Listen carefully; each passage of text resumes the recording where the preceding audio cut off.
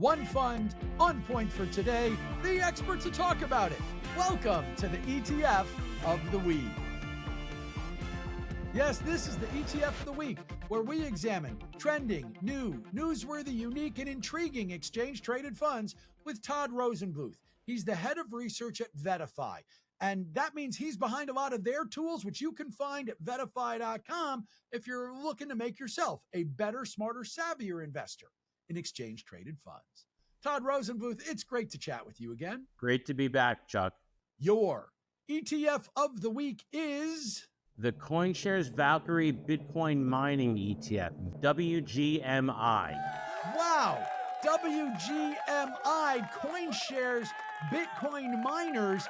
This rolls off my tongue because it rolled off my tongue at the beginning of March.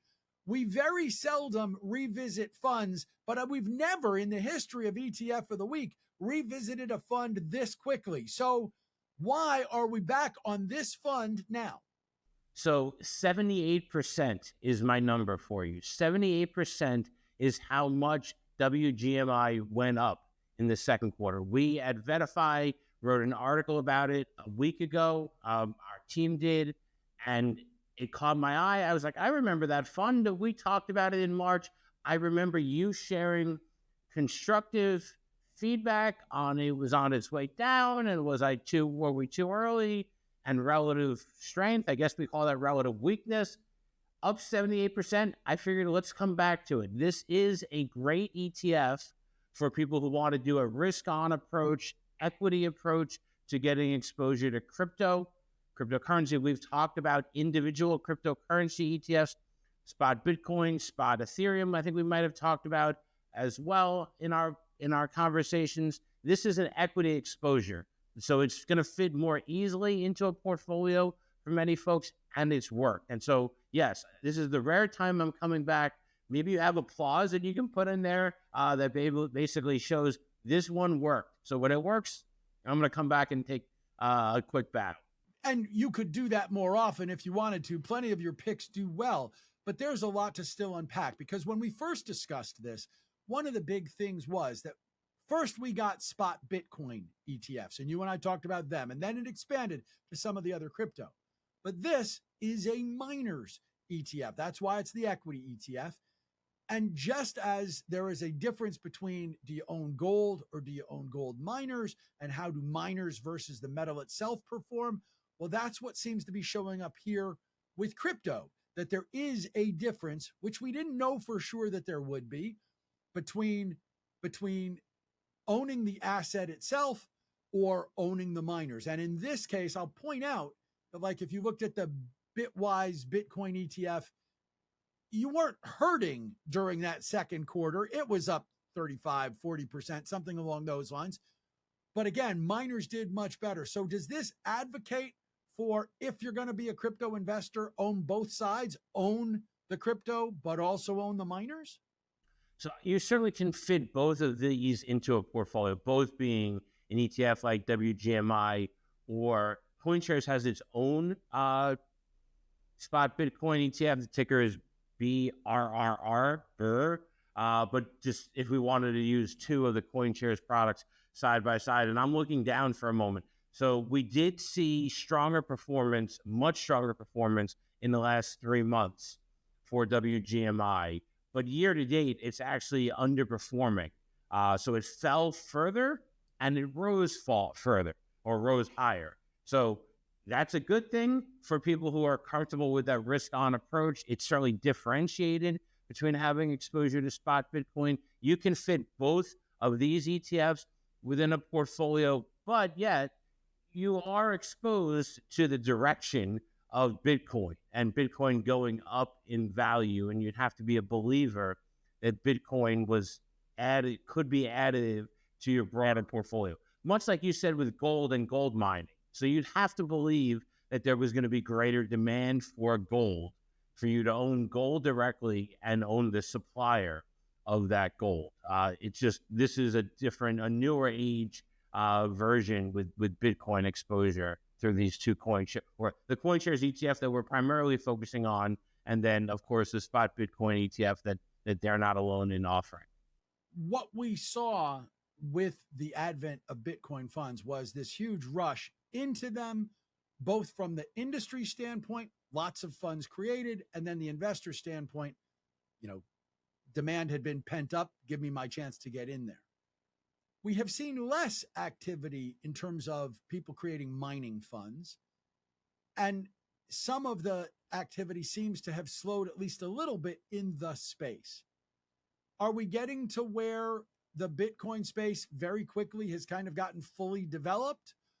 And what we're really seeing next is going to be more of the Ethernet and other odd cryptos and other things that are beyond the mainstream ones?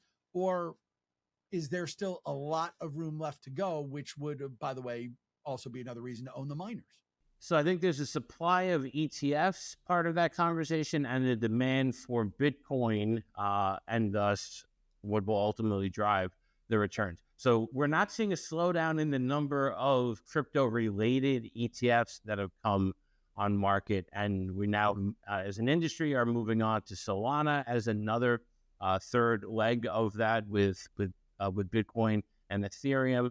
There's perhaps other ways to get exposure to cryptocurrency that might find its way into the ETF wrapper. But we still are at really early days for crypto ETF adoption and or for Bitcoin within a broader portfolio adoption. It's still, for many advisors, is not part of the portfolio for their end investors, or if it is, it's a low single-digit percentage, as many people either are getting more comfortable in what the reward it can add to the portfolio, the risk that you take on. So I still think there's room for adoption. What appeals to me about this CoinShares equity ETF is the equity part of it, because for many people, it's still not possible, or it's harder for them to get their arms around to add an alternative like Bitcoin. But you could add WGMI, and I'm sure some people have done so. The ETF has started to grow in size as part of your risk-on equity exposure. But what you get is quite different. We've talked about the NASDAQ 100, the triple Qs beforehand, or even the core S&P 500 strategies. You're going to find differentiated stocks in here. There's little overlap, if at all, to what you'd have in your core large-cap equity exposure. So that's additive to the portfolio. It means you should think of it within your equity slice of a portfolio and benefit from the rewards that can happen. At that same point, how much do you put on the airbags and try to make sure you've got some protection? I mean, how much of a portfolio would you let this fund be? Let's point out, it's not just that it's capable of doing 78% in a quarter. This fund was up 300% in its first full calendar year. So you've got something that can run, but I would assume you'd want to both, cull your winnings when you get them and be careful. So is there a mental space for you that this should occupy in people's portfolios? So I think of this not as a Bitcoin ETF, but as a thematic equity ETF. I think we've talked about that. We find that many advisors and investors have roughly 5 to 7% of their portfolio tied to thematic equity strategies.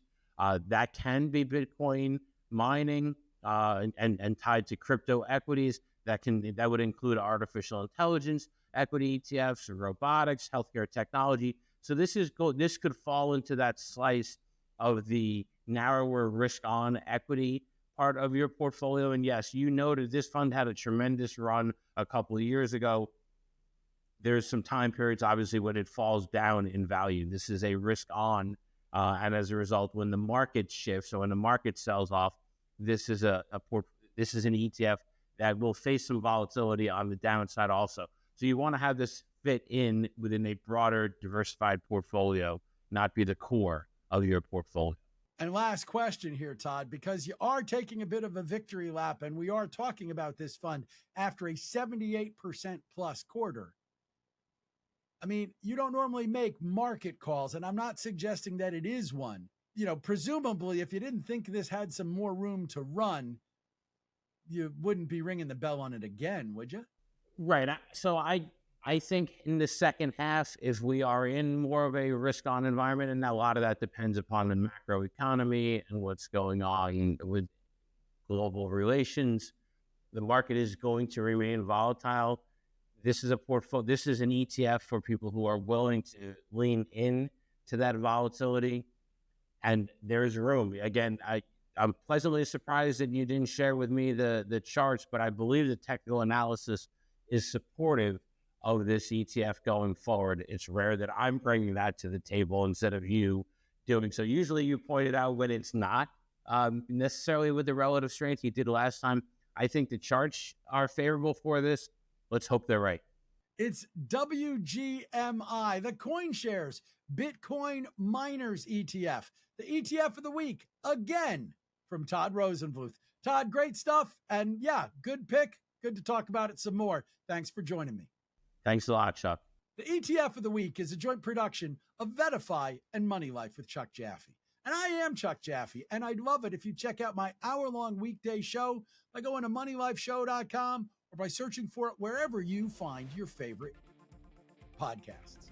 Now, if you're looking for more information on your favorite ETFs, no better place to look than VettaFi.com, where they've got a full suite of tools that's going to help you make yourself a better investor.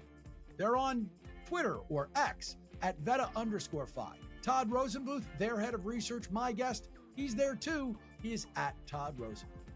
The ETF of the week is here for you every Thursday. Make sure you don't miss an episode by following along on your favorite podcast app. And we'll be back with another ETF for you to consider next week. Until then, happy investing, everybody.